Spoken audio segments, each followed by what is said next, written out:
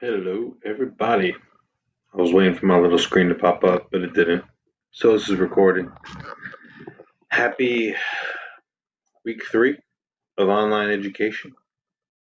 Hope you enjoyed my quiz. I'm gonna send y'all actually because we don't have exams this year. You're not gonna see these questions again. So I'm able to just send them to you, and you'll know which ones you got wrong. So yeah, if you didn't get word, no exams. One reason to be happy today. And that's good news. What else is good news? The weather's been great. Not that we can go too many places, but it's been great. So just enjoy that. That's good news. Also, I do have coffee today. Also good news. And for a fourth reason for good news, I have a dad joke. Okay, we're gonna start lessons with dad jokes. There's an app. It's called Dad Jokes. Get it? Joke of the day. I used to work for an origami company, but they folded. Pause a minute.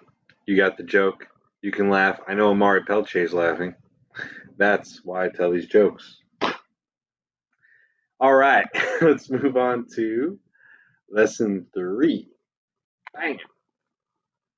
Conscience, also known as conscience, is the topic of lesson 3. It's going to be 2 days.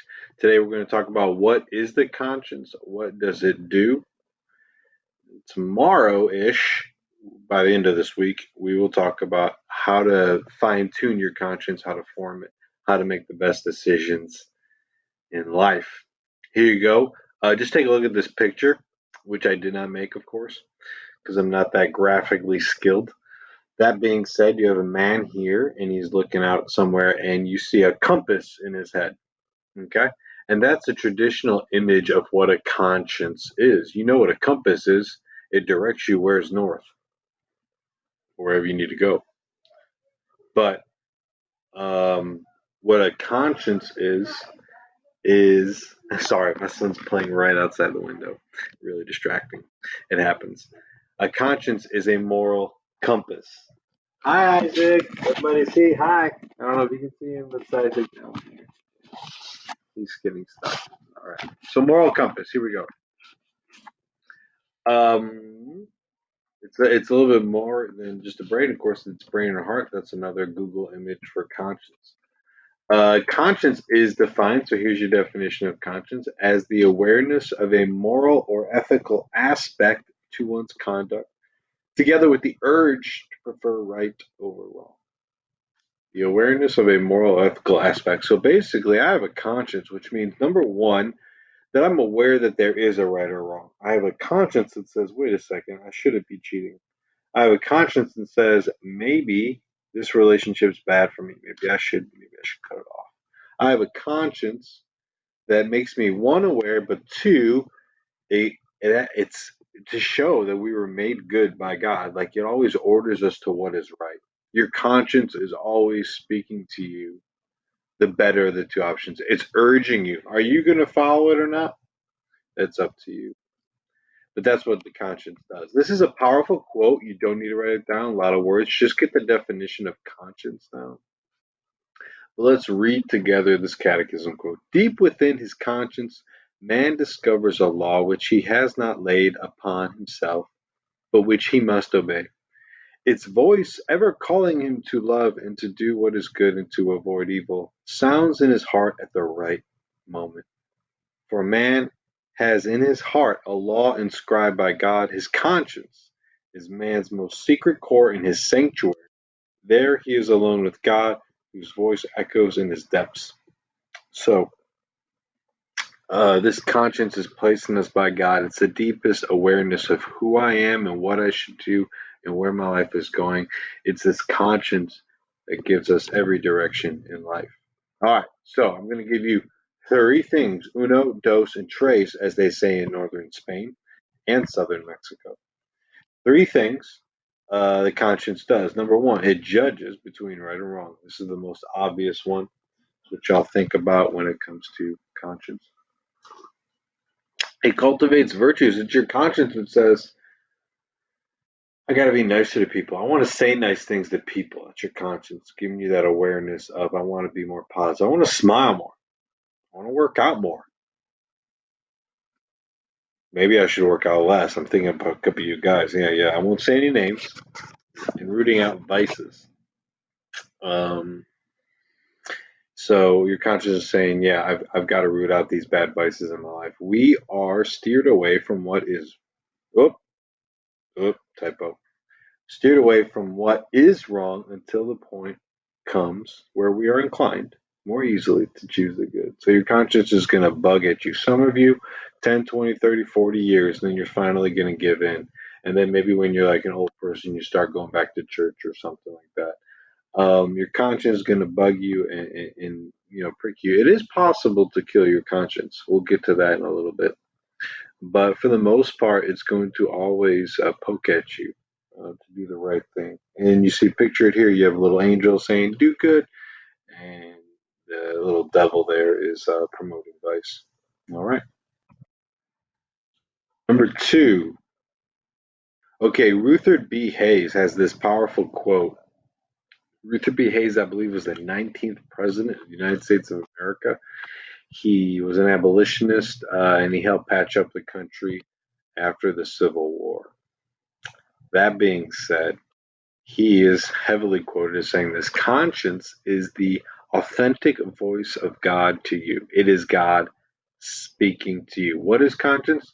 What does it do? It judges right or wrong, but it's also God's instrument basically to speak to you. This is a really big deal. A lot of you don't believe God speaks to you. A lot of you say, I don't hear God's voice. You're wrong. You're wrong. You're wrong. You have a conscience, and your conscience is God saying, wake up. Your conscience is God saying, I want you to love more. Your conscience is God's voice to you. You hear God's voice every day. You don't know it. You don't recognize it. You don't listen to it. Some of you listen. We all every day probably listen to it, we follow and we don't. But conscience is God's instrument for speaking to us. It's the voice of God. So I'm moving past that Ruther B. Hayes quote. Conscience from the Catechism we have here. Conscience bears witness to the authority of truth in reference to the supreme good, to which the human person is drawn, and it welcomes the commandments. Your conscience is one saying, there probably is a God. I should probably follow him. Wait, what were those 10 commandments? Am I living those? All this is your conscience, but when you begin to listen to it and you go past those initial questions, the prudent man can hear God speaking. Boom. Number three.